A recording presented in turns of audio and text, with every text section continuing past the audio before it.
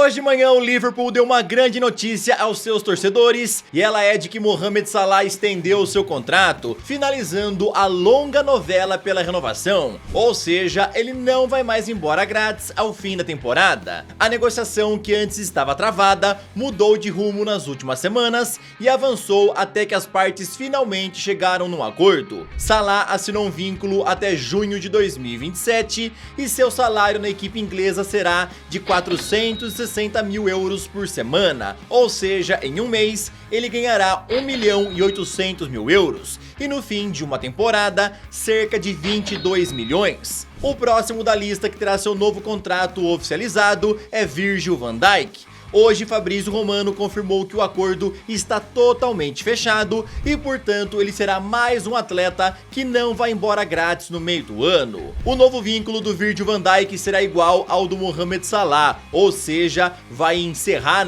em junho de 2027 e nos próximos dias o Liverpool vai oficializar a permanência do holandês. Eu sou o Todd e seja muito bem-vindo para mais um vídeo aqui no canal, onde eu vou te contar muita coisa interessante. Bora ver como é que foram os times brasileiros ontem na Sul-Americana e também na Libertadores. Bora ver o que aconteceu na Europa League. André Onana mais uma vez falhando e deixando os torcedores do Manchester United malucos, pedindo a sua saída logo nessa próxima janela. Bora conversar sobre tudo isso e muito mais. Então, sem mais enrolações, solta a intro! Yeah. You know. I said, damn, it's gonna be a long night.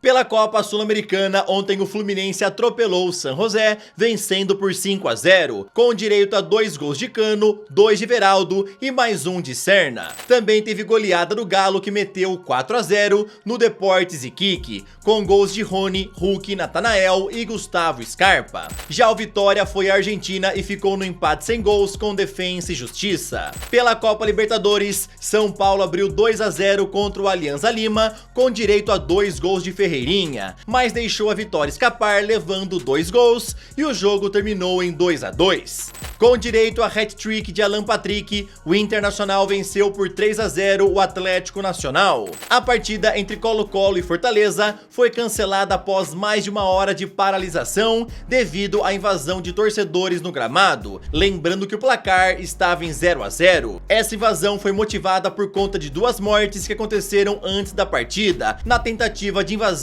ao estádio, onde uma viatura da polícia atropelou 2 jovens, um de 13 anos e outro de 18 anos. Segundo a Conmebol, o jogo não será retomado para os minutos finais e, portanto, agora vai para a esfera disciplinar e vamos ver qual será a decisão a respeito do resultado. Na tua opinião, o resultado de 0-0 tem que ser mantido ou você acha que a vitória tem que ser dada, por exemplo, à equipe do Fortaleza? O jogo não será retomado, tá bom? Quero saber a tua opinião. E nessa confusão, teve muitos objetos atirados no gramado e se liga nessa barra de ferro que a torcida do Colo-Colo atirou, cara. É simplesmente absurdo. A situação no Cruzeiro vai de mal a pior e após mais uma derrota na Sul-Americana para o modesto Mushuc Runa, o presidente Pedro Lourenço teve uma reunião com 6 jogadores do clube. O GE apurou que participaram dessa reunião Cássio, William, Lucas Silva, Lucas Romero, Fabrício Bruno e Dudu. Os atletas reclamaram sobre as últimas declarações do dono do clube à imprensa,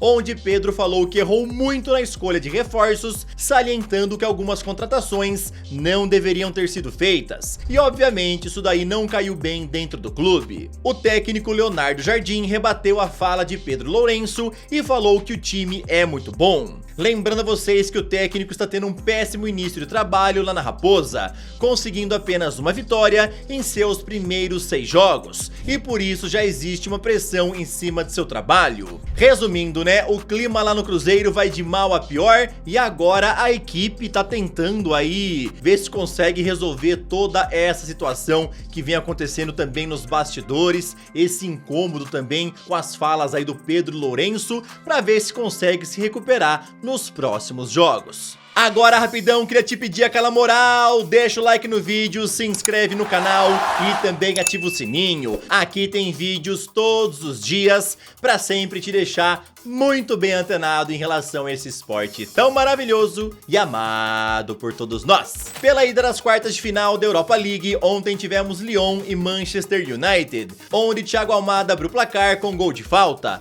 e no final do primeiro tempo, Lenioro empatou para os visitantes. Zirkzee virou para os Diabos Vermelhos no finalzinho do jogo, porém no último minuto apareceu Ryan Cherki para empatar para o Lyon e portanto o jogo terminou em 2-2. Rangers e Athletic Bilbao ficaram no empate sem gols. Bodo Glimt venceu a Lazio por 2-0 e o Tottenham ficou no empate em 1-1 com o Frankfurt. Já pelas quartas de final da Conference League, o Chelsea meteu 3-0 fora de casa no Legia Varsóvia.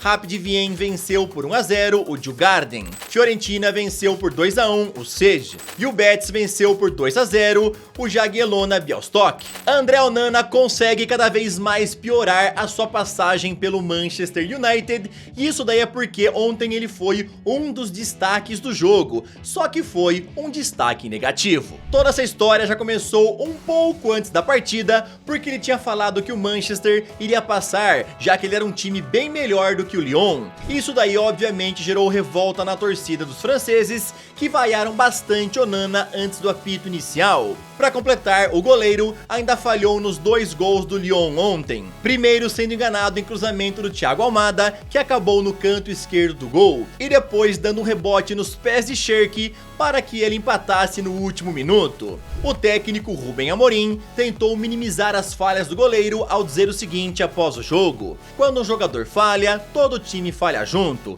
Erros acontecem e quando você joga muitas partidas, você vai falhar. Eu tenho confiança nele. Se o Ruben Amorim tem confiança, a torcida já não tem mais, tá? A galera não aguenta mais o Onana. Após o jogo de ontem, já foi aí divulgado, né, que ele é o goleiro da Premier League que mais falhou em gols nessa atual temporada, somando todas as competições. O Onana realmente ele falha muito com a camisa do Manchester United e ontem falhou mais 2 vezes, né? E eu acho que as falhas de ontem foram karma, já que ele falou antes da partida, né, que o United ia passar fácil, já que era um time bem melhor que o Lyon, e aí chegou no jogo e falhou 2 vezes. Resumindo, a torcida tá de saco cheio e quer um novo goleiro nessa próxima janela. Vários nomes são analisados e um deles é do David De Gea, que estaria em fim de contrato com a Fiorentina, porém vale a pena lembrar que os italianos pretendem ativar a extensão por mais uma temporada. Ou seja, se o Manchester realmente quiser repatriar o David De Gea,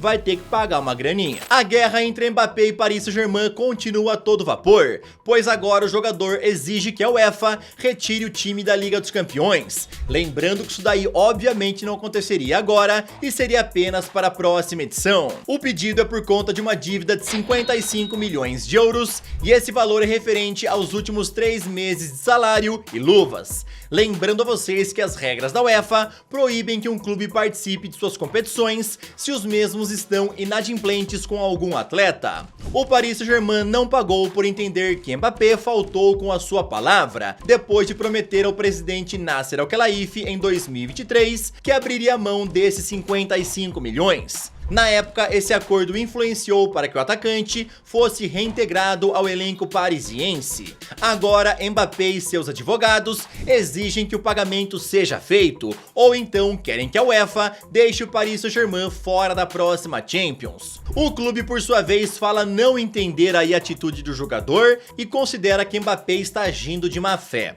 No dia 26 de maio, o Tribunal de Paris deve tomar uma decisão a respeito desse assunto e vamos ver o que é que vai acontecer. Napoli ainda segue em busca de um substituto para Kvicha Kvaratskhelia e Alejandro Garnacho continua sendo um dos nomes avaliados. Lembrando que ele quase se mudou para o clube italiano no começo do ano, porém o Manchester United pediu um valor muito alto e por isso que naquele momento o Napoli acabou desistindo. Segundo a apuração do jornal Daily Mail, agora os Diabos Vermelhos estão dispostos a melhorar o negócio e por isso baixaram a sua pedida de 70 milhões para 50 milhões de euros, valor que o Napoli estaria disposto a desembolsar pelo argentino.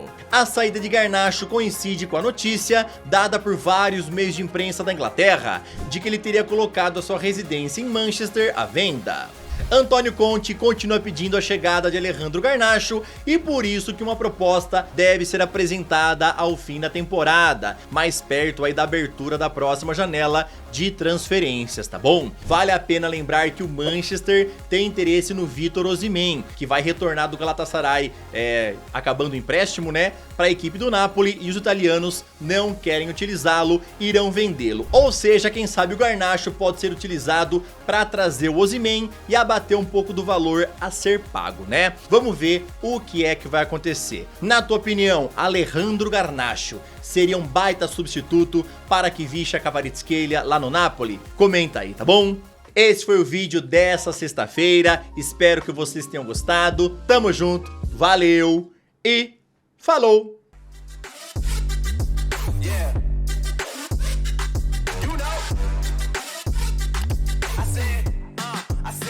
It's gonna be a long night.